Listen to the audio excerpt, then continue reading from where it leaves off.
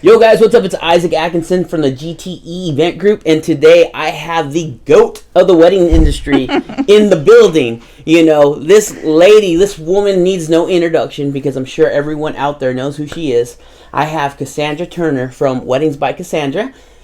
Thank you so much for being here. You're welcome. How's your morning going so far? Awesome. Absolutely awesome. All right. Yeah. So, Cassandra, before we get started, I'd like to know a little bit about how you got into the industry, kind of a short story. Okay. All right. And then from there, we'll move on to if you were to get married again and you knew nothing about this industry, what would you want to know about hiring a wedding planner? Okay. What would you want to know about hiring vendors? And then really the purpose is for those couples who are starting this journey to really help them, plan their big day. Okay. All right. Well, 20 years ago, I started my company. I actually used to work for a DJ company here in town. And that's kind of where it started. I was going to Fresno State at the time, and I was at a gig, and somebody mentioned that the bride had hired a wedding planner. And the bride said, "No, that's just the DJ's assistant." And so I went, wedding planner. And so I changed my major and changed to art and design and got certified as a wedding planner. So my first year I did 5 weddings, and now my busiest year I did 27. So it's been 20 years, and it just kind of snowballed from that. You know what I like about what I see? You get quality clientele. Yes. You get the people like, Cassandra, this is what I want. Make it happen. Yes. And I'll write you the check. Pretty much, yeah. I mean, and every wedding I do is a little different. And so I would say that, some of them are like that, to where some of my clients, we don't have a budget. Right. But some of them we do, and I do it both ways. If somebody comes to me and says, hey, I need to do my whole wedding and I only have $10,000, we can do that. I've done weddings for $250,000. So it just depends on what your budget is and what you want to do. But I've seen so many different things. I mean, in 20 years, I've done crazy weddings. Right. Crazy weddings. What is your, let me ask you, what was the craziest one you've done so far? Oh my gosh. Well, I have a family in Carruthers, hi Sorensons, and they have 3 daughters, and I've done all 3 weddings. Okay. And all 3 weddings were huge. All 3 weddings were outside in August, so they were all hot. Okay. I think all 3 girls got married. Did you say in August? Yeah, the first weekend in August. So I believe the anniversaries are August 2nd, August 4th, and August 5th. Interesting. And they're all about 2 to 3 years apart. Okay. So I've been working with this family for a really long time. They're very close to my heart. But the first wedding we did in a barn at the Carruthers Fairgrounds. They had a Ferris wheel that they brought in for the wedding. And then the second daughter's wedding was actually at their home. But all of them have been over 500 people. And then the second daughter's wedding was at their home.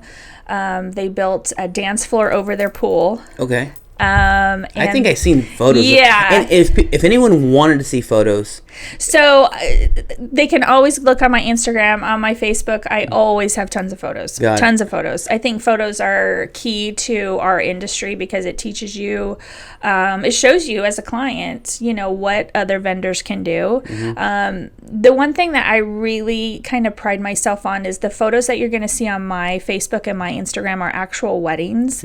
It's not a photo shoot. It wasn't a stylized shoot that somebody put together to show you. It's an actual working wedding, which I think is important. The third daughter in that family, her wedding, we built a barn. So one of my vendors, Jason, from Setting the Stage. Right, I think I've seen that photo too. That's so cool. She wanted a barn, but she had 500 people, and there wasn't a barn big enough, and so he built her one. Yeah. And so it's kind of one of those families that, I've been with them every step of the way for all 3 weddings, and now they're all married, and so we're done. But it's fun when I get to become kind of part of their families. And so I think that's key to, you know, my longevity in the business is, you know, all of my customers, you know, after their wedding, just because their wedding's over, I'm still in their lives. You know, they always call me, oh, I'm pregnant, or, you know, my sister's getting married. So I love it when I get repeat business like that. Cool. Yeah. And for those of those people out there that might want to see these photos, let everyone know your IG account. So just Weddings by Cassandra on Instagram, Weddings by Cassandra on Facebook. I do have my website, which is weddingsbycassandra.com. But yeah, anything that I post, like I said, is an actual wedding that I've done. So yeah, there's lots of good ideas on there. Cool. And then you also talked about working with the brides that might have a $10,000 budget. Yes. Right? So a lot of times when somebody hires or they think they want to hire a wedding planner, some brides shy away from it because they think they can't afford one. But in the overall scheme of things, if you hire a wedding planner, I have different packages. You know, some people hire me for everything to where I'm with them from start to finish. Some brides just need a little bit of help here and there, and then on the day of. So if you're looking for a wedding planner, you know, ask about different packages. But a wedding planner can also save you money. To where I get discounts from other vendors. So if you go through me, you may get 10, 20, 30% off with other vendors. Plus it saves you time from having to take days off of work. Right. You know, where you, oh my gosh, I have to go research a bunch of DJs today or photographers today, so I need to call in sick. But you have a wedding planner that's working for you. Plus, I've been doing this 20 years, so I can cut out a lot of research because you tell me what your budget is and what you're looking for, and I usually can give you 2 to 3 really good recommendations based on that information. Right. So it helps brides. And like I said, if you have, you know, a wedding planner, you also get to enjoy your wedding. You know, you are going to spend a ton of money on one day. Do you want to be so stressed out that by the time the day gets here, you just want it over? Yeah, that's sad. I hate it's hearing sad. that. It's really sad. Yeah. I can't stand. I mean, it's almost like you feel bad for them. Like, you're not supposed to feel like you want your day to be over, and it's not even here. Exactly. Yeah. So okay. In regards to like tips, what advice would you give to someone who, okay, you know what? Maybe I will look into a wedding planner. What questions should someone ask? So, when I offer a free consultation. So anybody who's even remotely considering hiring a wedding planner, I will sit down and meet with you, kind of go through what I do, kind of feel you out, like what kind of a wedding are you looking to have, and then I can kind of customize a package for you.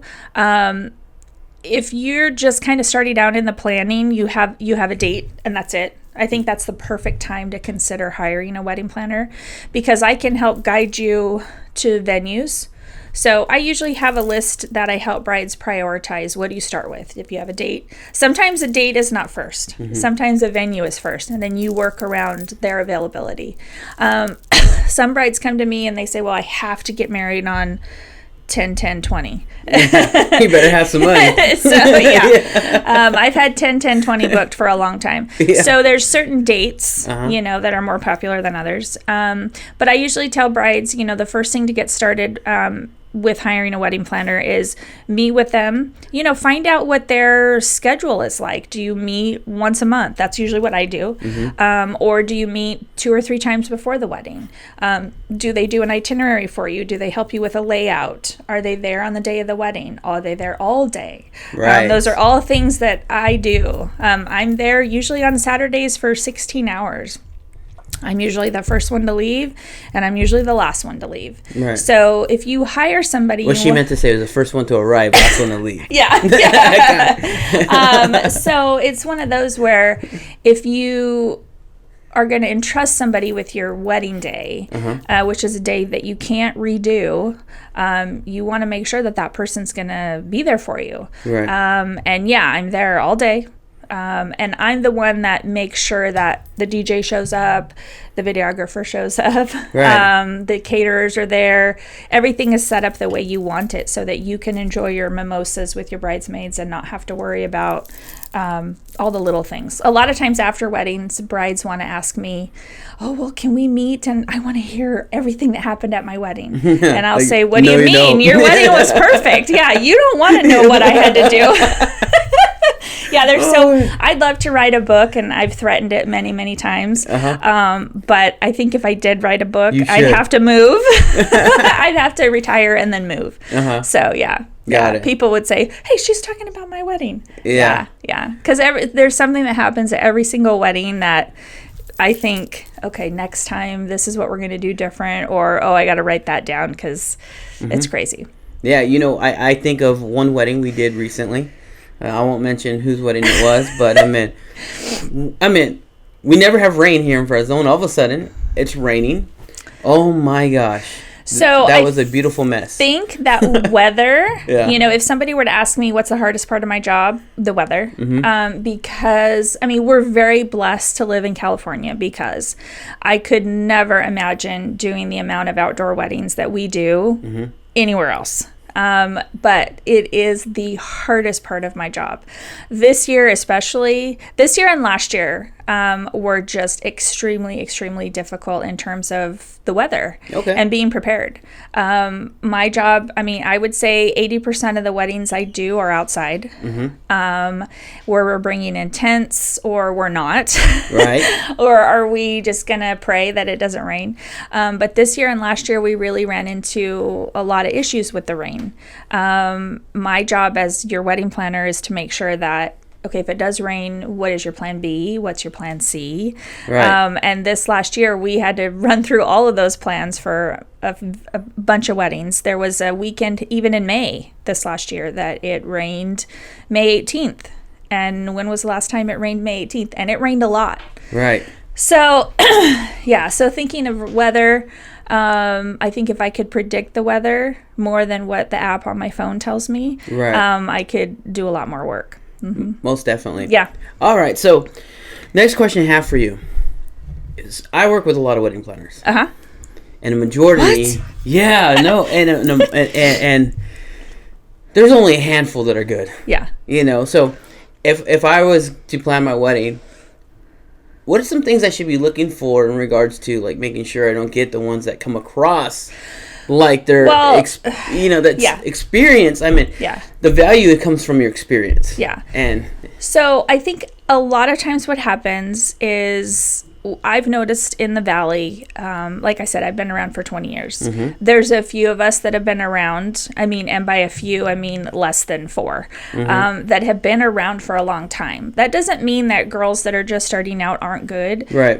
They just you need more time in the industry and more experience, and every wedding that you do gives you that education as to what you need to know for every wedding. I think if you get certified, that's great, but I think the more weddings you have under your belt, the more professional you become. Right. Can I tell you one of my biggest pet peeves? Yes. This drives me nuts. So, somewhere along the way, they'll get a wedding coordinator, which is great. Yes. Because you guys truly make everyone's lives easier. Hopefully. Not only the couples, yes, but the vendors. Yes. But then you get those wedding coordinators that don't ask for contracts. They don't ask for times. And then they put a timeline together and give it to us, and they just gave the bride an additional hour and a half. And it's like, you should have looked at the contract. Yes, exactly.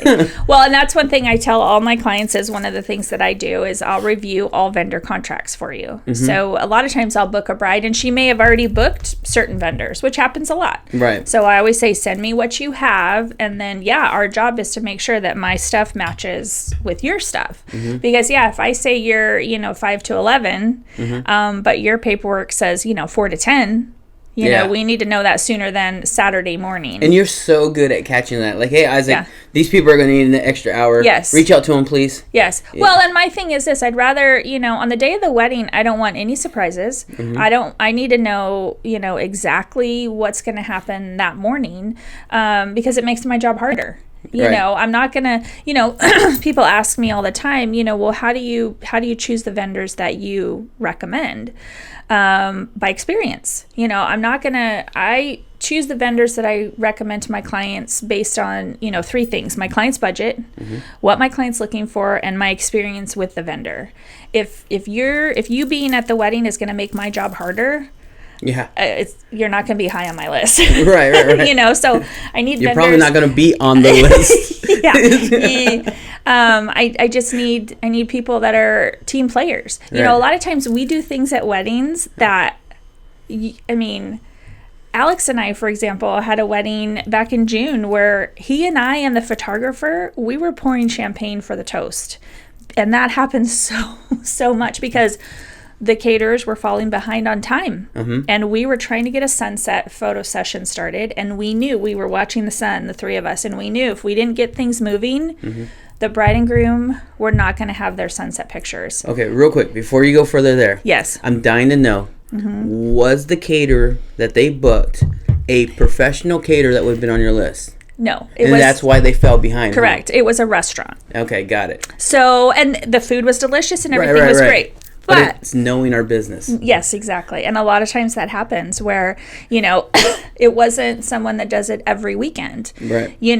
And because the 3 of us kind of stepped in and solved the problem, the bride never knew there was an issue. The family never knew there was an issue. None of the guests cared. Right.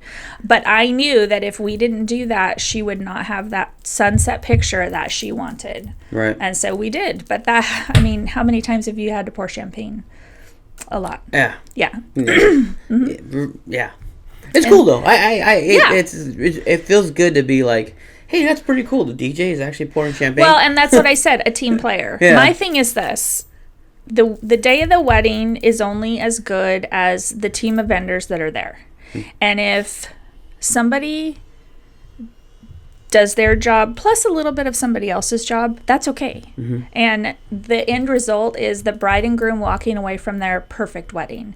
And it doesn't matter to me if you're the DJ or you're the photographer or you're the videographer or you're the florist, but everybody pulls together and does what they can to make this bride and groom feel that their wedding was absolutely perfect. Got it. Whether it was or it wasn't. Right. I think it was you I was with one time.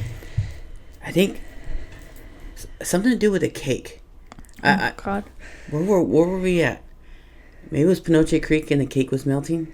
Does that sound familiar? All the time. Yeah. All the time. So we had a wedding. So one thing that happened, and I think we were talking about weather. So the Pinoche Creek wedding, remember when my husband had to come and suck the water up? Oh, yeah. Oh, my gosh. So we had a wedding, Isaac and I, at Pinoche Creek. Not this last year, but the year before. Right. And it had rained so much the week of and the morning of the wedding. The wedding itself, perfect weather, blue sky, but leading up to the wedding, it had rained so much that the morning of the wedding, we had so much water in certain areas under the tent and at the entrance of the tent and right where Isaac was going to set up his equipment that I had to call my husband. Thank you, Ross. I love you. And he came out with our shop vac and sucked up water out of the grass where you were going to set up, where the head table was, and where the entrance where the guests were coming, because we had 3 inches of water. Right. And it worked. And then we had a heater that we turned and just blew air on your area and the entrance to help dry up the grass. So by the time you got there, and remember I called you and said, if you have a big piece of plywood, bring it. And that was the best thing you could have told us, because we would have been sloshing around. You would be still stuck out there. Most so I think when you have a wedding planner, I can foresee problems. I mean, I think that sometimes I tell people I'm a professional pessimist. My job is to always be thinking of the most horrible things that could happen, and then how am I going to fix it when or if it happens. So I don't sleep a lot because I lay awake at night worrying about all these weddings that I have. I think right now I'm working on, I think I have about 22 weddings between now and October of 2020. Got it. And you do all the weddings yourself, right? I do. there's a few situations actually coming up in a few weeks. I have one where I created a small package, which some brides need the help, but they can't necessarily afford a full-time coordinator. So I put together a small package for a few clients, and we have that coming up in September, where September 7th, that Saturday, for some reason, like everyone in the valley wants to get married on that day. And so I have 2 weddings going that day. So I'm doing one, and then my assistant Morgan is doing one. So it's, the client knows that well in advance. Hey, if you book this smaller package, there's a possibility that you would have Morgan or one of my other girls. So it just depends. Sometimes if it's a large wedding, I would never put it on someone else. So I would say 98% of the time it's me. Yeah. And that's I guess what I wanted to bring out up there, because I mean, once in a while we actually have that problem here. It's like, you know, and we're like, how do we curve this? Yeah. We're not promising certain DJs unless, you know, I mean, as you know, with my company, I had to go pretty high on some of my DJs. Yes. Because they'll never have a weekend off.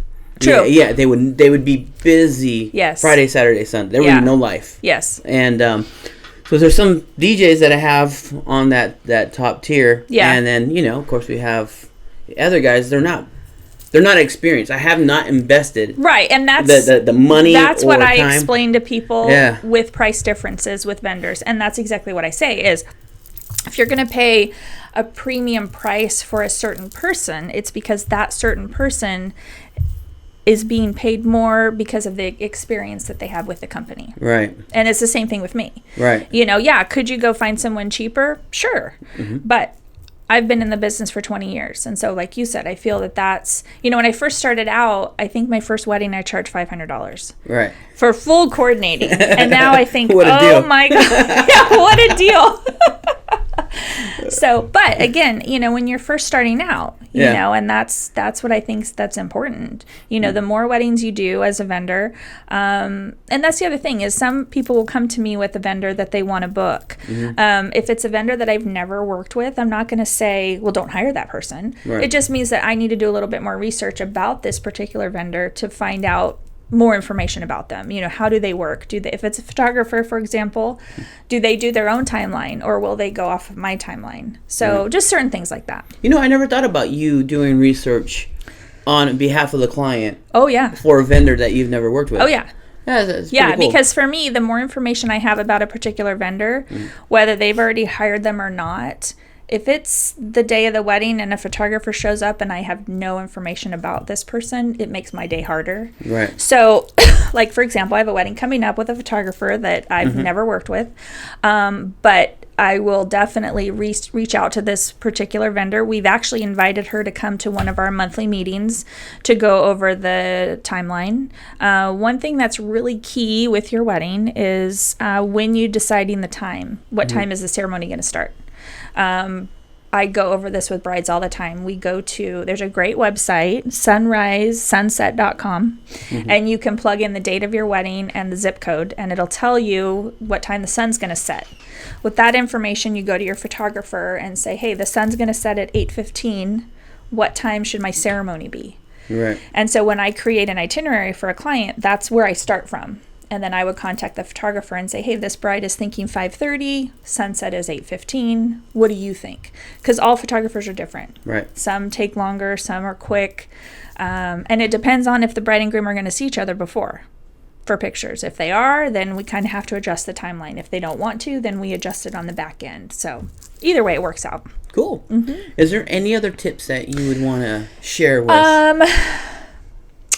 One tip I would give you guys, attend a bridal show.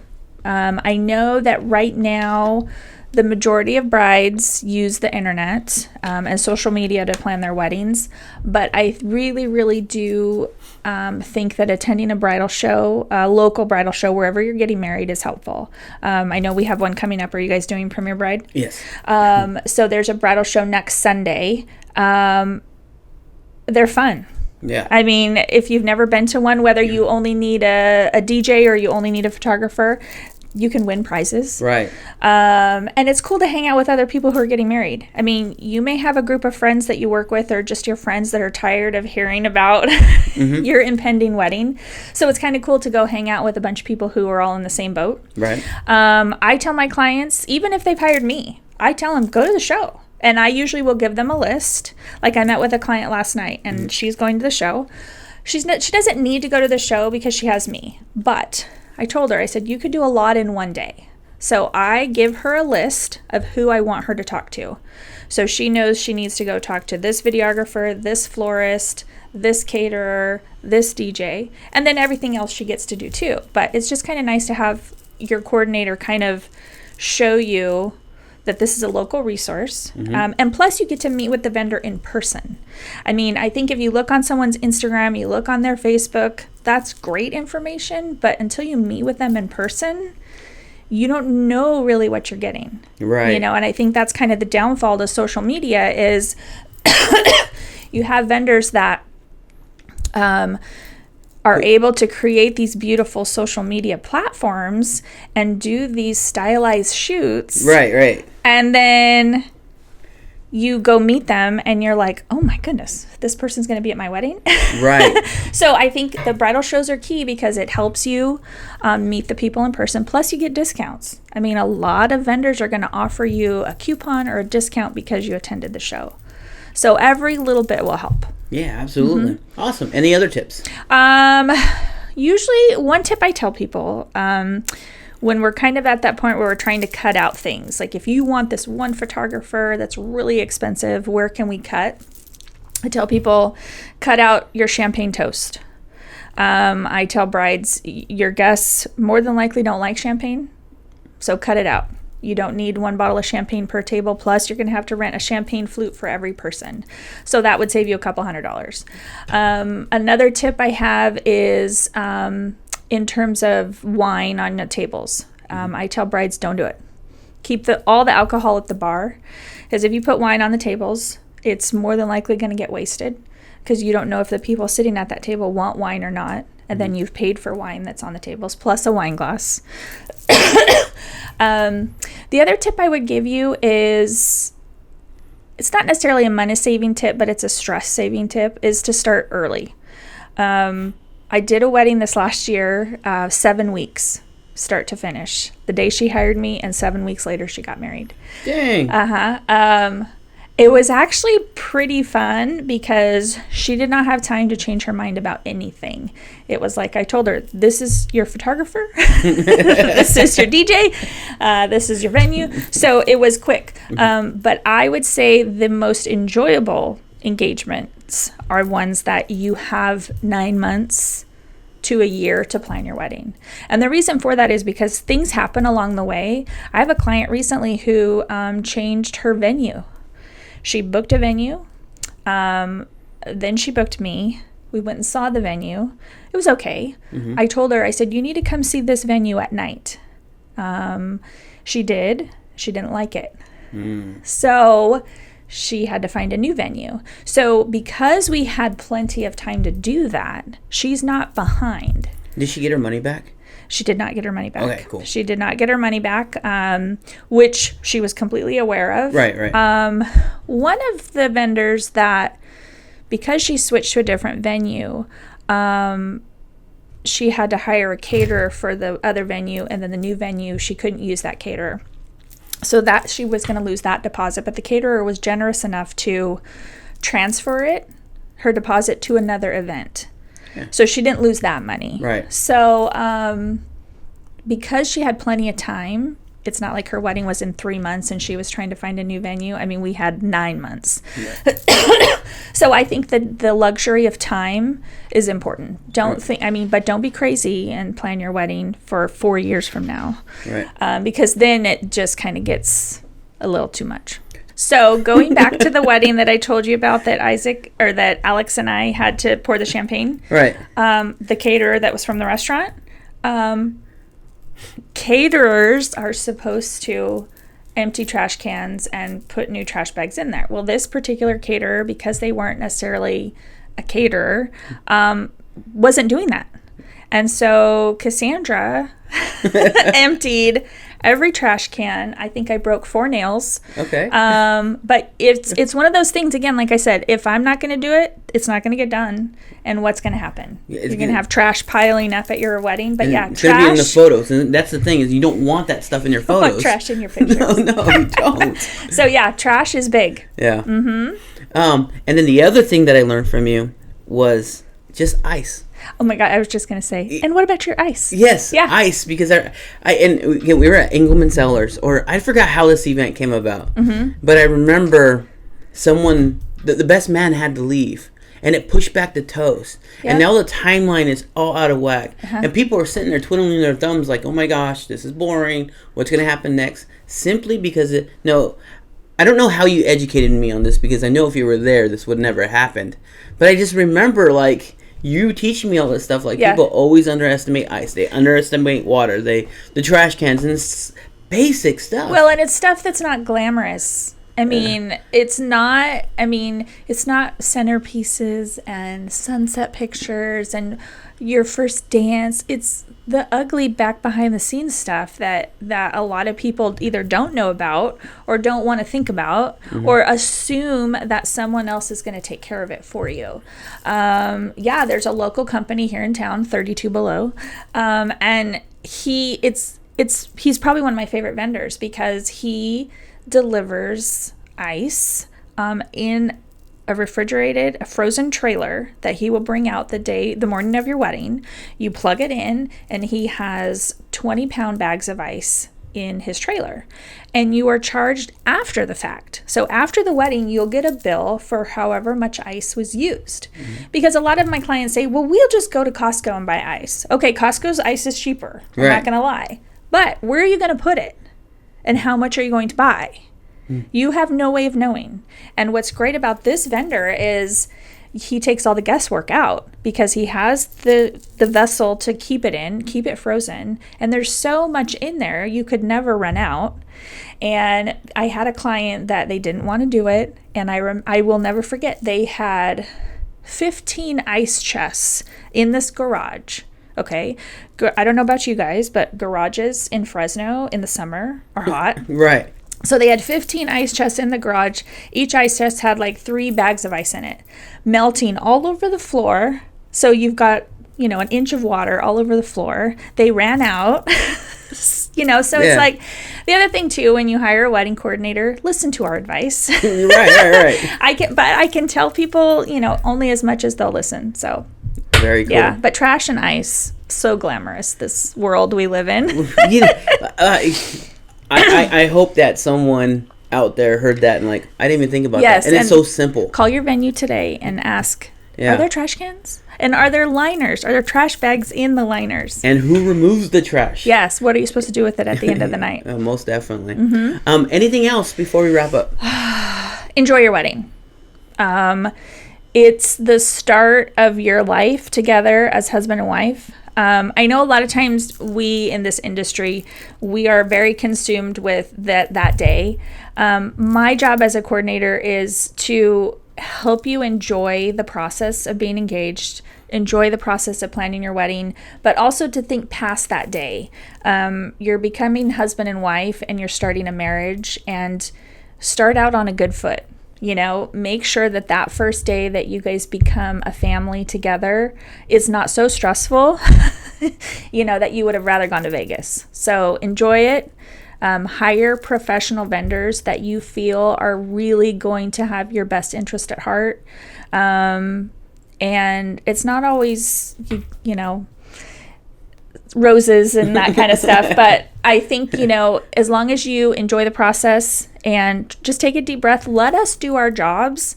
A lot of times, a lot of my clients and other people, just take a deep breath. Let your vendors do what we have been in business for almost 20 years to do. Sometimes a lot of brides have a hard time relinquishing control to us, but I promise you, if you do, let your vendors do the best that they can, and your day will be great. Yeah, absolutely. Anyways, guys, I hope you enjoyed this video. I hope you guys enjoyed the content that we had to share with you guys today. If you guys have any questions whatsoever, Cassandra, how can they reach you again? Again, my website is weddingsbycassandra.com. You can also find me on Facebook and Instagram, Weddings by Cassandra. Awesome. Again, guys, thank you for tuning in. And take it easy. Happy planning. And we'll catch you on the next video. Mm-hmm. Yeah, high five.